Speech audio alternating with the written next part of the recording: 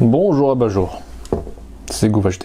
Imaginez-vous un verre de jus d'orange, bien frais, tout bon, avec un très bon goût d'orange, sauf que celui-ci serait totalement incolore. Un jus d'orange qui ne serait pas orange. Et bien c'est exactement l'idée du Crystal Pepsi et de la vidéo d'aujourd'hui. Mesdames et messieurs, voici un cola au goût de cola, aux ingrédients de cola, à part un seul qui est manquant à l'appel et qui permet à cette bouteille de s'appeler Clear Cola. Il s'agit d'un colorant. Le fameux colorant aspect caramel qui donne au cola sa teinte brunâtre. Et c'était exactement le concept que Pepsi voulait mettre en avant lorsqu'ils ont sorti pour la première fois du Crystal Pepsi, donc du Pepsi sans colorant au début des années 90, parce que c'était une époque où il était à la mode de tout rendre transparent, parce que transparent c'était synonyme de pureté, qu'il n'y a pas d'additifs, que c'est bon pour la santé, et cette tendance ne se limitait pas uniquement à l'alimentaire. Et étant donné qu'en 2019, du Crystal Pepsi ou du Coca-Cola transparent, vous n'en voyez pas dans les rayons, est-ce que ça signifie que c'était un échec commercial total?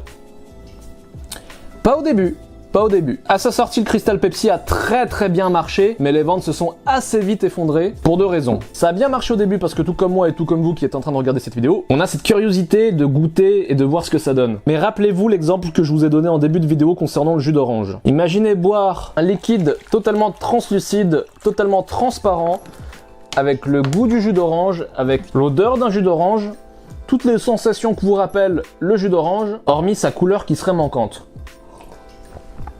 La première chose que vous vous diriez, c'est que ce sont des arômes, du coup c'est chimique. Et c'est exactement ce raisonnement qui s'est appliqué pour le Clear Pepsi. Inconsciemment, le fait que le cola, son goût, son aspect, est tellement profondément ancré à sa couleur brunâtre, que si on nous sert un cola sans sa couleur, eh bien on n'y croit pas. C'est totalement loufoque, mais pour nous et pour ce qui s'était passé pour les clients de l'époque, un cola avec des colorants paraît moins chimique, psychologiquement, qu'un cola sans colorant, donc avec moins d'additifs. Et c'était d'ailleurs le but premier de cette boisson, voilà, c'est un cola plus pur. Mais ça a été beaucoup trop gênant pour l'être humain, qui associe une couleur pour chaque goût, et le simple fait pour moi là de vous parler de chocolat, en un millième de seconde dans vos têtes vous avez probablement eu un flash où vous avez imaginé une tablette de couleur marron clair pour le chocolat au lait, plus foncé pour le chocolat noir, mais je pense que vous avez compris l'idée. Et donc c'est l'une des raisons pour lesquelles le Pepsi Crystal a totalement foiré. Mais il y en a une deuxième, qui est un peu plus bizarre. Le concurrent numéro 1 de Pepsi,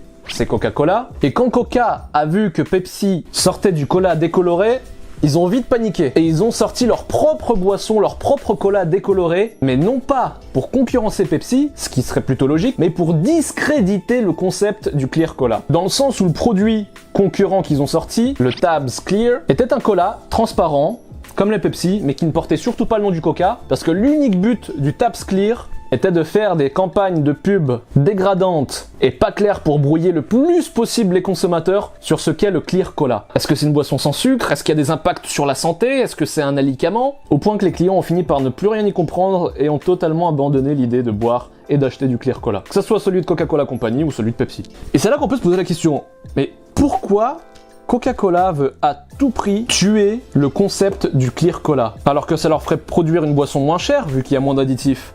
Alors que c'est même meilleur pour la santé techniquement. Pourquoi Coca-Cola tient absolument à rajouter du colorant dans sa boisson? Eh bien pour le comprendre, il suffit de faire juste une seule et unique chose, regarder une pub Coca-Cola.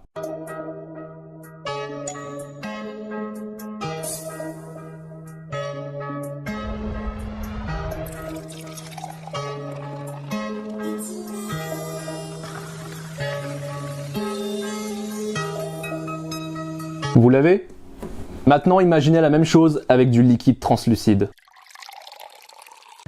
Et ouais, ça ne ferait pas du tout le même effet. Si Coca-Cola Company tient autant à ce que le cola soit associé à cette teinte brunâtre, c'est tout simplement parce que c'est l'identité de la marque, c'est l'identité de la boisson. C'est ce qui au premier coup d'œil la différencie d'une bouteille d'eau, d'une limonade, comme c'est le cas pour l'Oasis, comme c'est le cas pour l'Orangina, comme c'est le cas pour le Powerade. C'est pour ça que Coca-Cola Company a mis autant d'efforts à ce que le Crystal Pepsi et plus particulièrement le Clear Cola ne soit jamais populaire, ne soit jamais grandement adopté par les clients. Ceci dit, ils ont dérogé une seule et unique fois à cette règle, et c'était durant la Seconde Guerre mondiale. Les soldats américains, en même temps qu'ils débarquaient en Europe, ils avaient avec eux des armes, des munitions, mais ils avaient aussi des produits américains à faire découvrir aux Européens, dont Coca-Cola. Et lorsque les soldats russes sont tombés sur cette boisson, Ils ont tout de suite apprécié. Mais le problème, c'est qu'à la maison, chez eux, c'était assez mal vu de consommer des produits capitalistes et d'apprécier des produits capitalistes. Ce qui fait que quelques hauts gradés de l'armée rouge soviétique ont fait une demande discrète pour que les Américains leur envoient du coca et pour que personne sache que c'est du coca, de le décolorer et pour aller au bout des choses, de le mettre dans des bouteilles de vodka. Du coca décoloré mis dans des bouteilles de vodka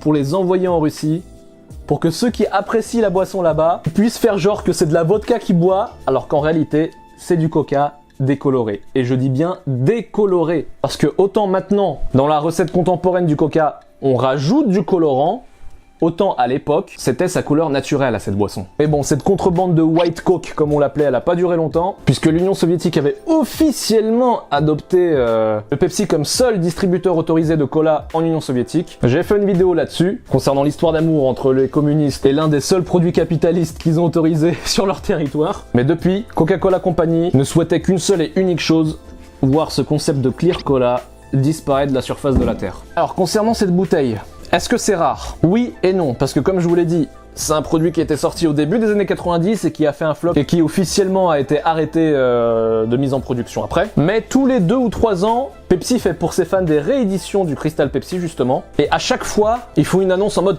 bon, c'est la toute dernière fois qu'on fait une réédition, hein, c'est la toute dernière fois. Et du coup, t'as tous les collectionneurs qui achètent en masse, qui achètent les lots. Et puis 3 ans plus tard, ils rééditent encore, ils disent bon, cette fois-ci c'est vraiment la toute dernière fois qu'on fait du Crystal Pepsi. Du coup, ils en rachètent en masse, tous les stocks, ils les gardent.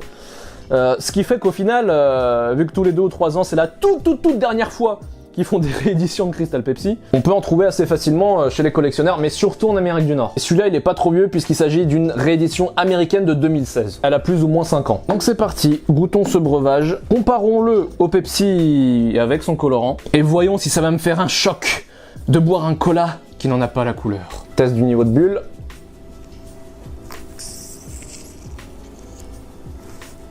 Ah, j'allais dire timide, mais ça va finalement, ça va, il y en a un peu quand même. Ah ouais, alors déjà, je viens d'ouvrir la bouteille là, et ça sent le cola. Ça sent le cola. Et rien qu'à l'odeur, ça me fait déjà bizarre de boire un truc transparent qui sent le cola.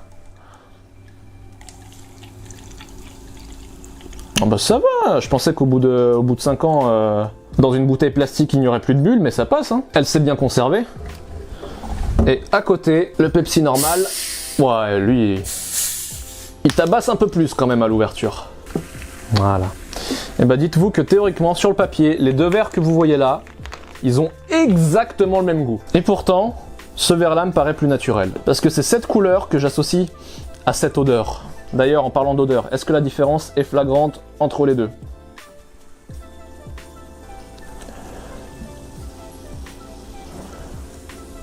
Le Pepsi brun, il me paraît un peu plus sucré à l'odeur. Je saurais pas l'expliquer, est-ce qu'il n'y aurait pas à tout hasard des édulcorants dans celui-là? Non, pas d'édulcorants, mais du sirop de maïs dans le Crystal Pepsi. C'est d'ailleurs un ingrédient qui est mis dans quasiment tous les sodas américains. Donc c'est vrai que pour faire une comparaison au poil, il aurait fallu que ça soit un Pepsi américain lui aussi. Mais voyons grosso modo, grosso merdo, l'effet d'un cola transparent sur mon esprit.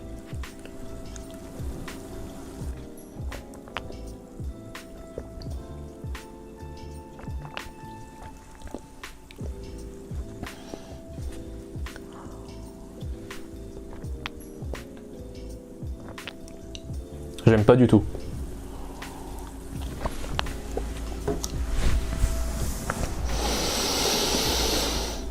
Je pensais pas que la couleur ça allait autant, sachant que moi je sais, tu vois, c'est même pas un blind test.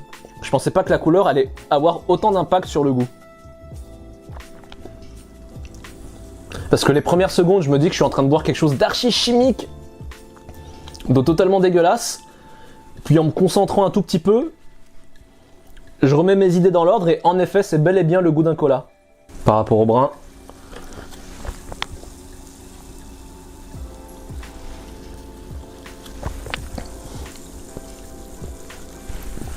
Les goûts sont réellement proches. Il y a des éditions de Crystal Pepsi citronné aussi, c'est pas le cas de celle-là, celle-là c'est celle qui copie la recette originale justement. Et sincèrement, maintenant celui-là il me paraît chimique du coup, vu que je l'ai vu sous sa forme plus ou moins naturelle, mais sincèrement le goût il est pas très éloigné. C'est extrêmement dérangeant. Et j'arrive très facilement à me glisser dans la peau d'un client dans les années 90 qui achète ça, qui boit ce clear cola, qui reconnaît le goût du cola, qui se dit mais c'est un mélange d'arômes chimiques. Et qui par la suite comprend qu'au final, la couleur rend les choses un peu plus authentiques, mais le résultat elle-même, c'est un mélange d'arômes chimiques. Je vous parle pas d'ingrédients, je vous parle d'impression là. Mais la saveur des deux est réellement proche. Et malgré tout, en les buvant à la suite, j'ai quand même l'impression qui est totalement artificielle, que cette boisson-là est naturelle, que celle-là est fabriquée dans un laboratoire. Si vous voulez faire ce même test chez vous, en ce moment chez Leclerc, il y a leur marque distributeur Gin Cola qui a fait également une édition de Clear Cola. Donc c'est la même chose, hein, un cola, ses arômes, mais la boisson est totalement transparente. Et ce que je vous recommande de faire, c'est de servir ce Gin Cola transparent dans un verre translucide et vous le servez à quelqu'un que vous connaissez dans votre entourage sans lui dire ce que c'est ou en lui disant que c'est de la limonade. Et lorsqu'il aura pris une gorgée, voir sa réaction, voir qu'est-ce qui va se passer dans sa tête lorsqu'il va avoir le goût d'un cola sans la couleur qui est associée avec. Bref, c'était une découverte supplémentaire dans cet étendu univers que sont les colas, Pepsi Cola, Coca-Cola Company, etc. C'est assez édifiant, Bah tiens, attends, je vais faire un truc. On va mélanger un peu les deux. Ouais, non, elle est encore beaucoup trop claire là, mais... C'est déjà plus rassurant de la voir avec un peu de couleur. Non, réellement, le test est édifiant. Profitez que chez Leclerc en ce moment on puisse en trouver pas cher. Et faites l'expérience par vous-même parce que ça va changer votre opinion concernant la boisson que vous voyez dans cette bouteille. Une fois que vous l'aurez goûté sous cette forme-là. C'était GoobHD, je vous dis à plus, et surtout, ciao!